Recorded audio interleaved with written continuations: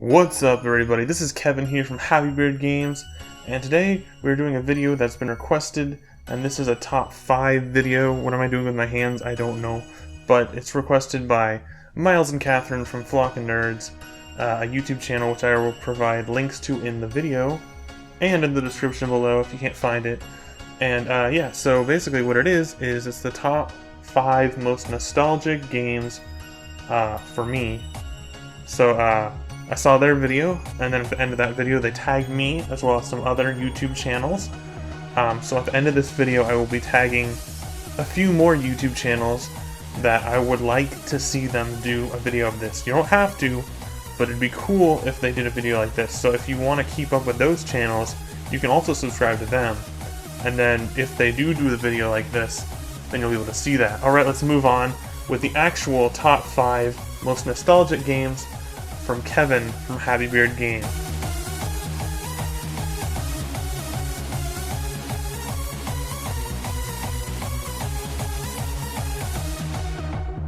So I just want to clarify what is nostalgia to me, so that way you know what I'm thinking, my thoughts behind these games.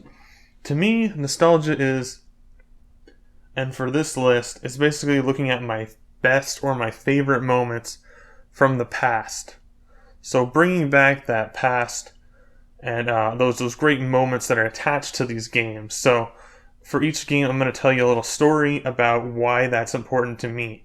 So let's look back on these top 5 nostalgic games.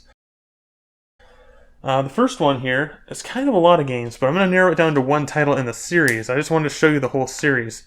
And that game is Dance Dance Revolution for, well, for any system really, but these are all PlayStation 2 versions of the game. Now, with Dance Dance Revolution, what is it? It's a rhythm game where you dance on a plastic-ish mat controller, and you don't exactly dance, but you kind of move to the beat. First time I remember playing this at the arcade was actually at the Sega Sega GameWorks, which is an arcade, sort of a chain arcade made by Sega. I played it at the one in Las Vegas. There's also one in Seattle. It's a pretty cool place, Sega GameWorks, but that was the first arcade that I saw that had this game, and then eventually it got even more popular, and I started seeing it in pretty much every arcade has a DDR machine or a Pump It Up machine, which is a similar, it's sort of the same thing, but it has a different type of gameplay. It changes things up a bit. Yeah, so DDR. This is my favorite one, and this is the one that I'm counting as my number 5 most nostalgic game. And it's DDR Max 2. Now, actually I have another one on the PlayStation 1 that I forgot to grab. But, so we've got DDR Max 2. These are the first two on the PlayStation 2. And then DDR Extreme came after that. And then you've got Extreme 2. And then you've got Supernova and Supernova 2, which came out later. And yes, there's more. And there's X, which came out last. But there's actually one after it called X2, which is actually really hard to find. I've never seen it used, and I've never seen it. I actually didn't think it existed on the PlayStation 2 for a while, but that was the last one that came out on the PlayStation 2. So there's a lot of them on there. On the PlayStation 1, there's even more. There's actually one more, and it's a Disney Channel version. This is really nostalgic to me, this specific PS2 one.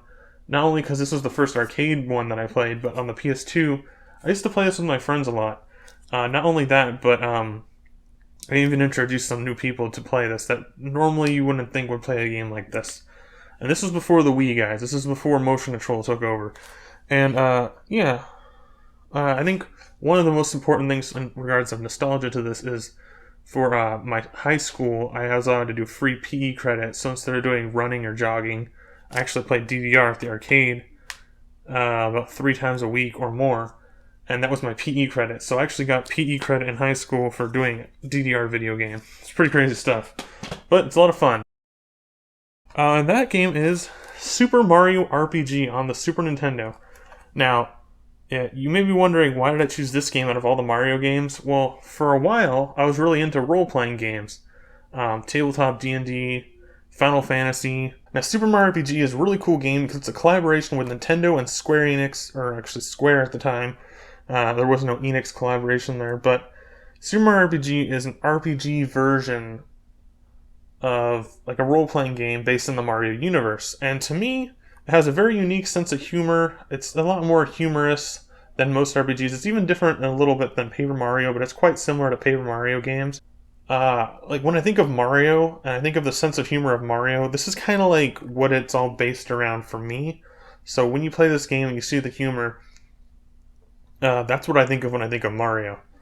And there's even a Final Fantasy boss, which has Final Fantasy music and the victory fanfare as a secret boss. But it's just an important game. Like when you look back at your childhood, like what games stand out to you? This is a game that stood out to me as an RPG.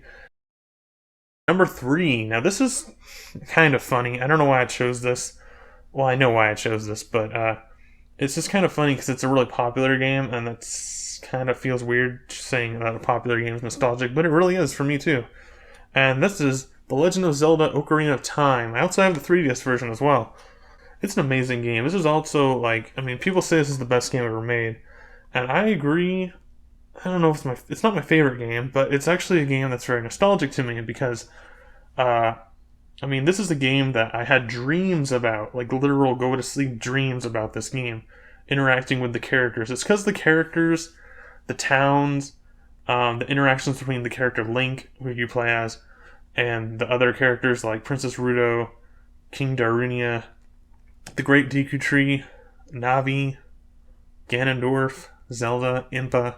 Different characters like that are just so great, and not just the main characters in this game, but the townsfolk. And some of the townspeople in this game are just, I don't know, they stand out way more than most other RPGs and most other video games. So it's not just, generic people in each town.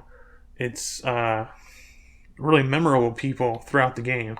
So that's why this is nostalgic to me. Just interacting with the people in this game and giving me like good memories and dreams to build off of that. It's really cool. But yeah, Legend of Zelda Ocarina of Time. So it's not just for the gameplay. It's actually for the interactions between you, the player, playing as Link, and the characters in the game. That's what I like the most about Zelda. It's not so much the dungeons or the combat and the music, but I do like those as well. It's mainly just, I really like the way the characters are presented and the way you interact with them. It's my favorite one in that regard. Now, what could possibly be better than a Mario game or a Zelda game? Well, to me, I really think Donkey Kong Country is a really great game series. I mean, there's Donkey Kong in the arcades. That's really great. It's a very memorable arcade game. And then it got remade as Donkey Kong Country. Now, this is Donkey Kong Country 2, Diddy's Conquest.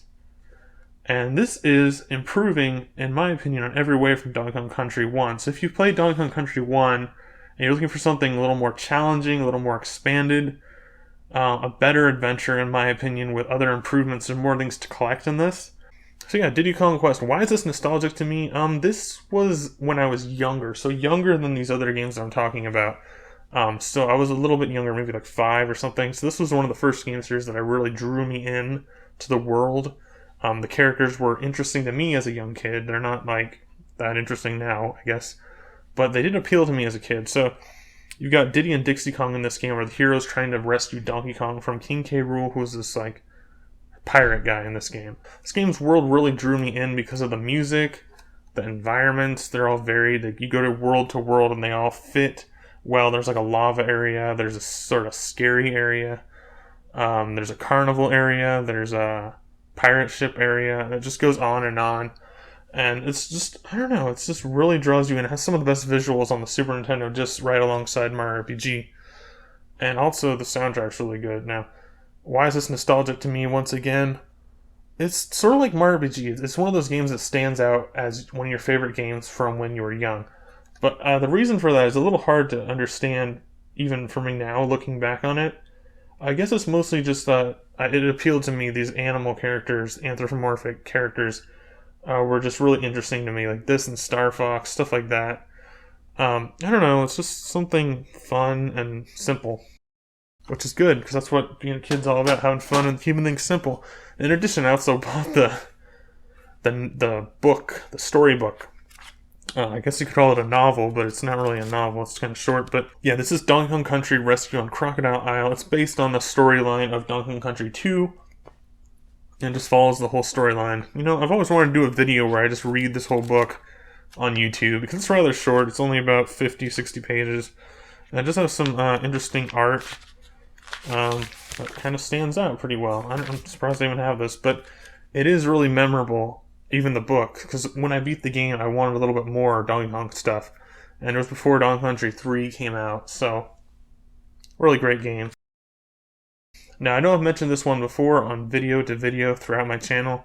You may have heard me say this before. My favorite game of all time is Super Castlevania 4, and this is also my favorite nostalgic game of all time. That might be why it's my favorite game, just because I have really good memories of this game. Yeah, Super Castlevania 4, you play as a guy named Simon Belmont, who's out to set things right after Dracula returns from his slumber and is resurrected. So you try to fight through skeletons, ghosts, other monsters, mythological creatures, in order to get to Dracula, and you have a final battle against him. I actually have a video on my channel where I show steps so even you can defeat Dracula on this game with the right practice and following my strategy. So Super Castlevania 4, why is this nostalgic to me? Now, this one's the easiest one out of all these games for me to talk about in terms of a nostalgic memory. Now, when I was a kid, I rented this game quite a bit. I think this was actually a rental thing because it says new release in the back, so I must have bought it from that rental place. It was like a small rental store. Now, I used to rent Super Nintendo games mostly, and this was one where I would have it, and I would also have like a movie, like I'd rent Ninja Turtles movie or something, for example, and then I'd hook up the VCR, and then in the morning, I would wake up before everybody else, and I'd have to crawl behind the back of this television stand. And that was when I figured out how to hook up a Super Nintendo, because I really had to hook that thing up, because I had to unplug the VCR. And it's one of those coaxial cables where you have to unscrew it.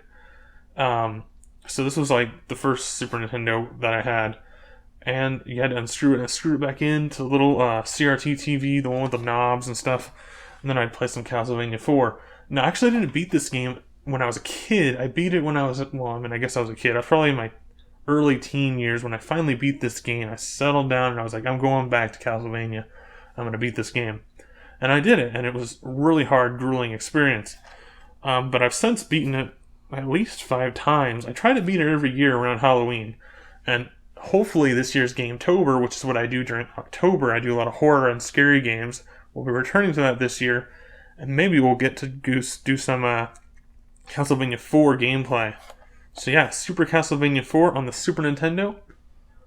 My favorite game of all time, and my #1 nostalgic game of all time. I have some more stories I could share with this, but we're running low on time, so maybe I'll share that when I do an actual gameplay of this. So stay tuned to HighWeird Games for more of that.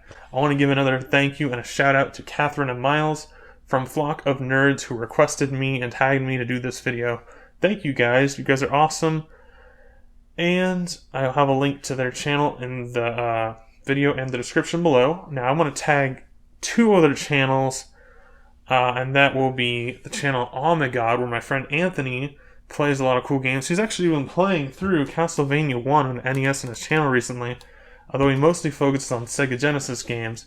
He also does live streams as well, so I'd like to see him do something like this, because I know he has a lot of NES games lying around his house. And then he's also, the other person that I'm going to request is my friend Brian from Brian Checks In. His channel's a little small. It's a newer channel. He recreated a new channel. And I'd like to see him to put out some content, because he did some things. His most recent video was actually a couple days ago, and that was the Resident Evil 7 demo, which he did live on Twitch, but he uploaded it to his YouTube. So you should check that out as well. I'll have links to both these guys' channels, what my next video for HighWeird Games is, and that is Ninja Turtles. So I'm going to be doing some Ninja Turtles games, including Ninja Turtles 2, the arcade game, Ninja Turtles 1 on both on the NES, and Ninja Turtles on the Hyperstone Heist on the Sega Genesis. We're going to be looking at all these Ninja Turtles games with some more classic gaming goodness thrown in, and it should be a fun little video. It's going to be a little different than my last video because it's focusing on 3 games, so each game's going to have a few minutes toward its game in the video.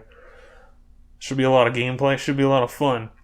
Now, if you missed last time's video, it was actually DuckTales on the NES, and I highly recommend checking that out because it'll give you an experience to watch. It'll be a lot of fun, has some acting, spits, has some editing. It has a lot of gameplay, and it has the whole game covered in it, as well as direct gameplay video of it, and me playing, and some tips and tricks and hints and goodness. Alright guys, stay tuned for a little video preview of the Ninja Turtles video, which is coming up soon on HighWeird Games. Alright, guys. Until next time, Happy Beard Games. I'll see you then. Happy Beard Games. Out.